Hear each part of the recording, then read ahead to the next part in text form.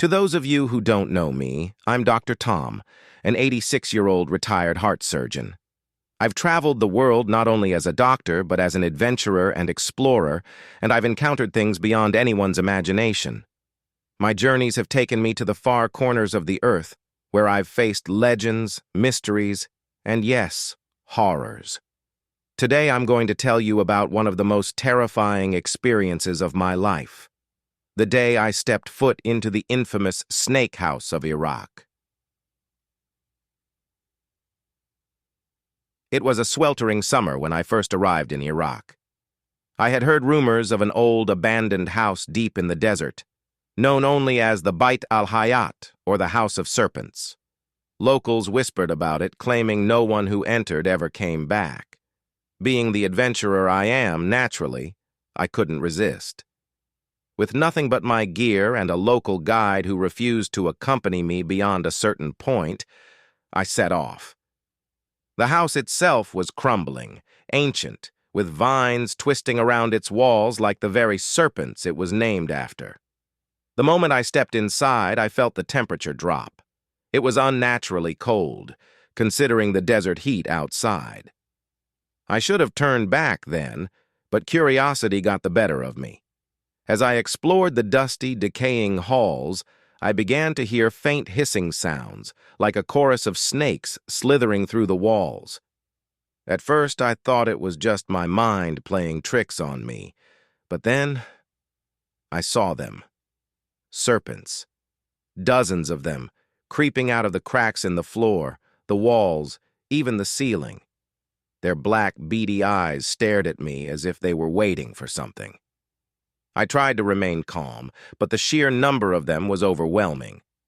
Their slick, shiny scales glistened in the dim light as they moved closer. I took a step back, only to trip over what I thought was a rock. When I looked down, it was no rock. It was a human skull, half buried in the dust. Panic set in, but I had no choice but to move deeper into the house. I stumbled into a room where the hissing was almost deafening. The floor was covered in serpents, writhing and twisting over each other, but something was wrong. Their movements weren't natural. They moved as if guided by an unseen force.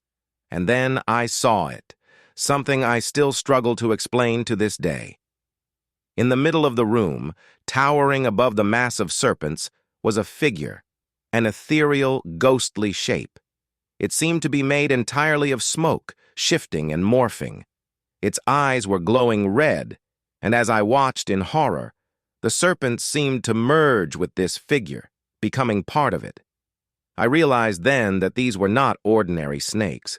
They were something much darker, something supernatural. I tried to back away, but the door slammed shut behind me. I was trapped.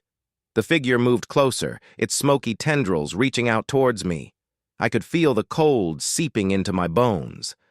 I don't know how long I stood there, paralyzed with fear. But the next thing I remember was waking up outside the house, the sun beating down on me. My guide was nowhere to be found, and neither was the house. It was as if it had vanished into thin air. But the memory of that place, of those creatures, still haunts me. Later, I learned from the locals that the house was believed to be cursed, inhabited not by snakes, but by ancient spirits, jinns, that took the form of serpents to protect their realm.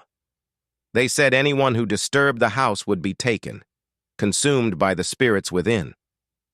I still don't know if what I saw that day was real, but I do know one thing. I'll never set foot in that desert again. And that, my friends, was my terrifying encounter with the Snake House. If you want to hear more of my stories from across the world, be sure to subscribe and hit that notification bell. I'll see you in the next video. If you dare, double asterisk.